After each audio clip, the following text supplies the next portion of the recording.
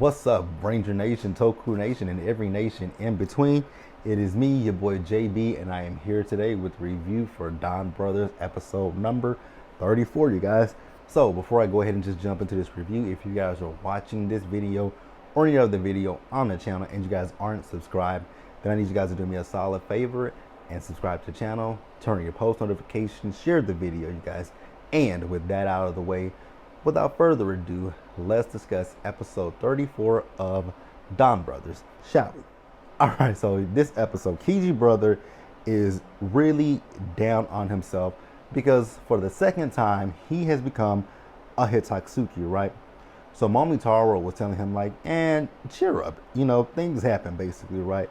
And he says it, and you're the only one that doesn't have a mark on your forehead, exposing Oni's sister and Saru brothers' foreheads, because in the last episode with Sonoya them, when Sonoya marked up their foreheads, Kiji brother's the only one who doesn't have a markings on his forehead. So in Momotaro's eyes, Kiji brother is good. So then we see Momotaro. So Momotaro is talking to Kaido, and he's telling him he owes him one for what he did for him, right? So the others ask, what are you two even talking about, right? And Kaido says to him, it's nothing major. I'm like, it's nothing major. Momotaro was almost out of here for the second time, and you helped him to be here with us currently, right? So Oni's sister and Saru brother, they're wondering, why is Sonoya acting so much like Momotaro? And Momotaro looks at them and is like, that's not true. He's not acting like me. Unfortunately, he is very much so acting just like Momotaro. And I have to go back and watch that episode to the episode before. But yeah, he's definitely acting 100% just like Momotaro, right? So Momotaro is wondering if when they were having that funeral of sorts for Sonoya, if when they sucked his energy, when they sucked him of his powers, was it his powers that helped to revive Sonoya? It looks that way. It looks like it's that way, my buddy. It looks like it's that way. So let's go ahead and pause here and let's move forward. So Sononi and Sonoza, they're talking to Sonoya, right? And just like with Oni's sister and Saru brother, saying that Sonoya was acting like Momotaro, they're telling Sonoya, you're acting just like Momotaro. And Sonoya is saying the same thing that Momotaro says. I'm not acting like him. I'm like, yeah, you kind of are. Because with the pledging fealty to you and all that kind of stuff, you're acting exactly like Taro. So then we see Inu brother, Sabasu. So he's talking to Kijino, and he wants to go over to Kijino's home for dinner. And and he asked him, if he wants to meet Miho finally, right? So Kijino is not really too sure about Subasu coming over to meet Miho. I was like, oh gosh. Once he finds out about his beloved Miho, that his beloved Miho is not Miho, he is gonna lose his shit. Like, he is gonna lose his shit.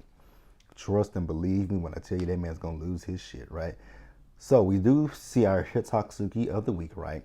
And the Donbrothers and the Cerebrans all show up to battle with this Hitatsuki, right? So Sonoya and Momotaro, they're battling with each other, right? And they're both telling each other how their respective teams are saying that that Sonoya is acting like Momotaro, and they both are saying not the case, right? But I'm like, it actually is. Look at the way that both of you two are fighting each other. Your fighting styles are very, very similar. Your fighting styles are similar. The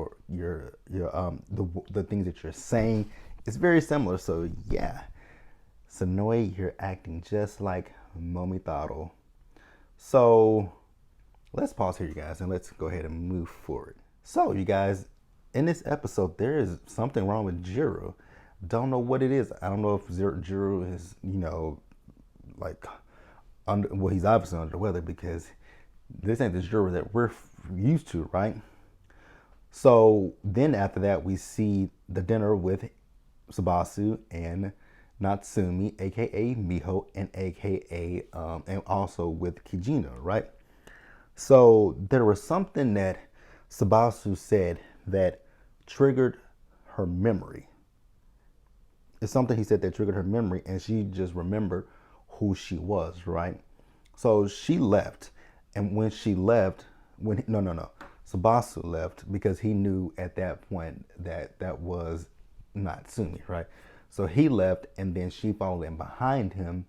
I was like, oh no, the cat's out of the bag now. So she followed behind him, and then Kijino, he went and followed them as well. I was like, and he saw them embraced. I was like, ooh, Subasu, your ass is grass. That's all I was thinking. Your ass is grass. So when she found him, she remembered, like I said, she remembered she's not Sumi. So whoever Miho is, she don't know who that is, right? She's none the wiser about Miho. So then we see our team. So they're out for Odin.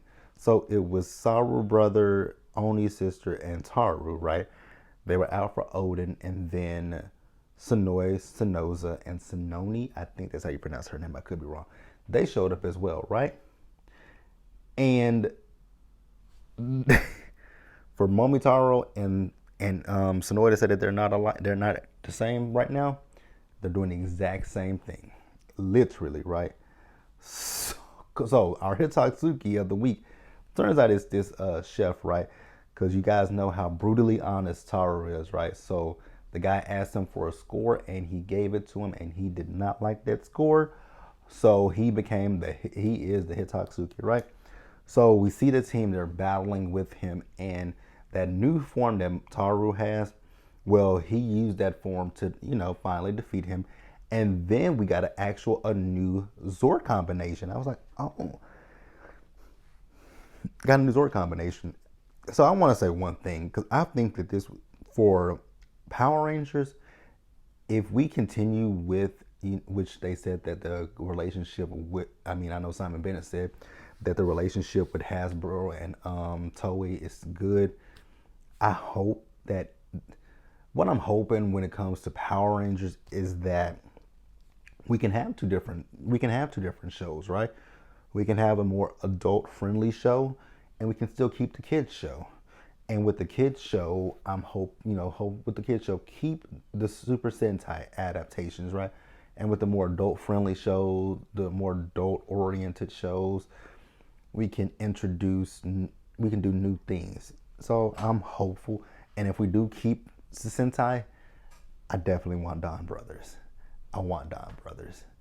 I think this will be a great Sentai to adapt. Will be a good one, right?